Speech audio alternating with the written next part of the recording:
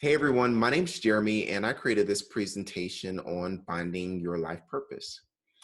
The audience for this presentation would be individuals who say, I want to know what my life purpose is so that way I can help. Or I don't feel that I have a life purpose. Or for those people who are open-minded. Let me start off by saying that these are, of course, my views and my opinions, and I will give credit to where credit is due. The diagram that we will see later on in this presentation was found on the internet, and I believe that it was sourced from Japanese culture. So thank you to those who created the diagram and also to those who live this on a daily basis. So the agenda, we're going to define life purpose. We are going to review the benefits of fulfilling your purpose in life. We're going to talk about the diagram, and then I'm going to share with you my personal experience. I'm going to use myself as an example to help you find your life purpose. So life purpose, I did a quick Google search and life was defined as the existence of an individual human being or animal. Purpose was defined as the reason for something, uh, the reason for which something is done or created or for which something exists. And in my own words, I define life purpose as the reason you exist. I personally feel that everybody has a purpose in life. It doesn't matter where you've come from, how you got here, the things that you've done in your past. Everybody has a purpose in life. And when we all operate in our purpose, then the world becomes a better place. It's almost as if we are all individual pieces to this big puzzle. And the more people that find the meaning or the reason for their puzzle piece and connect it with other people, it just creates this really beautiful picture. So benefits of fulfilling your life purpose. Uh, what I noticed in hindsight of uh, my life before I recognized what my life purpose was, I would always do different things. I would be in different professions. I would, um, come up with ideas and not be able to see it through. It was almost as if life was fighting against me. It was almost as if I was not successful. I wasn't able to hit the mark and sustain success on a regular basis, or something kept popping up. And what I recognize in operating in my life purpose, I feel as though things are so much more smooth. It seems like life, is um, like it's just calm waters. And what I've recognized is as I am fulfilling my life purpose, life takes care of me in terms of my needs beyond what I need actually, and even in some cases to my wants. So the diagram, the Ikigai diagram, I hope I'm saying that right. This was found online. Thank you to the source that created it. But as you can see, it's four circles that intersect. Each circle has what I would consider a topic of self-reflection, and where they intersect, depending on what the topic is, it can tell you what you need to do in order to move closer to your center, which is your Ikigai. What you love, what the world needs, what you can be paid for, what you're good at. I love these topics that you can self-reflect on because it truly ensures that one, you're happy with what you're doing, you're helping people, your needs are being met as far as like your bills and your needs in general. And it's something that you can do without really even practicing, or I shouldn't say practicing, something that just comes naturally. That's a better word for it.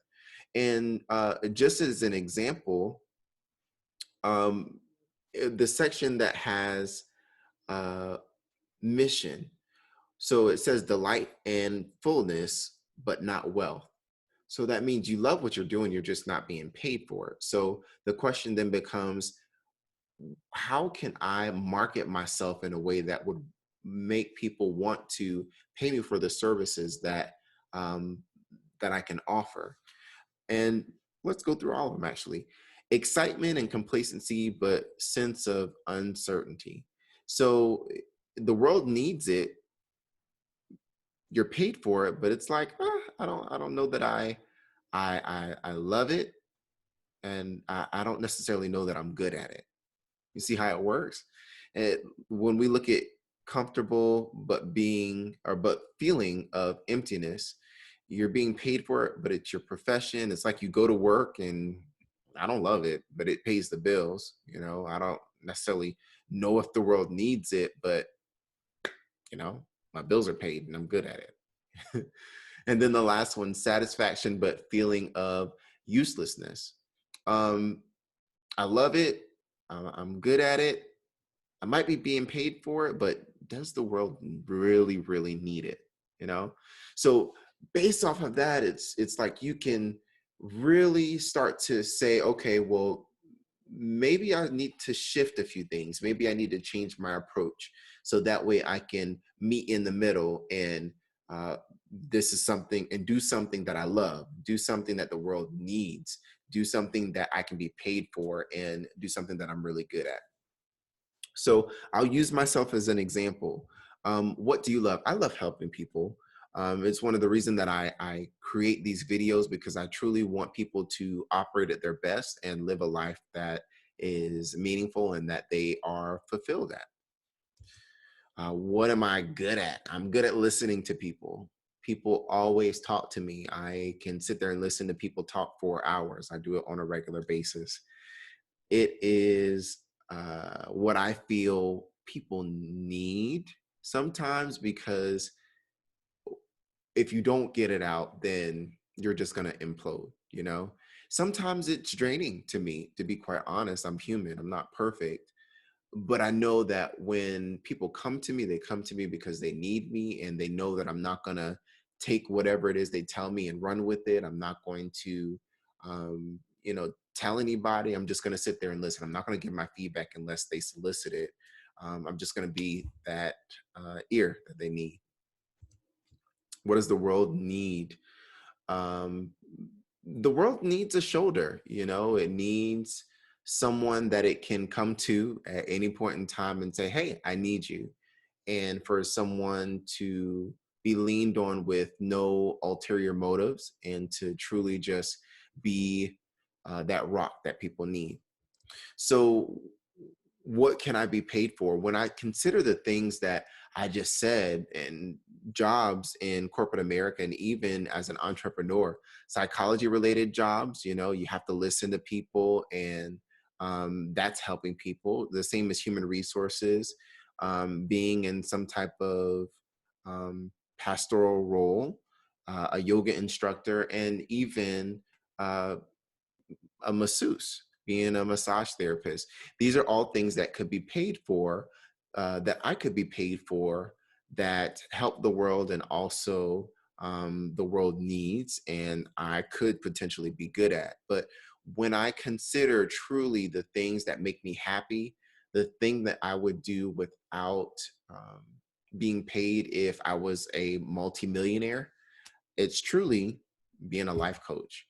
And the reason that I say that is because at the center of that diagram, a life coach for me, based on what I'm good at, based on what I love doing, based on what I could be paid for, and based on what the world needs, this screams at me, you know, giving you my personal experience. People come to me at work, outside of work, and they look to me to give them guidance once I've listened to them, to dig a little bit deeper. They know that I'm not going to show judgment, or I'm not going to judge them, or take anything of what they're saying and say it to somebody else. And, I truly love doing it. In fact, um, I do these videos as a form of practice, to help people. And again, I just truly do it. I hope that this helps you. Finding your life purpose can be difficult. It's not something that happens overnight. And the diagram is set up in a way that you can maybe journal it, pick one section per day or per week, per month, whatever you feel, and go from there. There's no right or wrong answer. It's just based on what you feel. If you feel that it's right, then it's all good. I'm going to speak that this video is going to help so many different people. It's going to touch the lives of people. And I hope that one day that the world is full of people that are truly operating in their purpose. And I am thankful that you've taken this time to spend with me. Have a great day.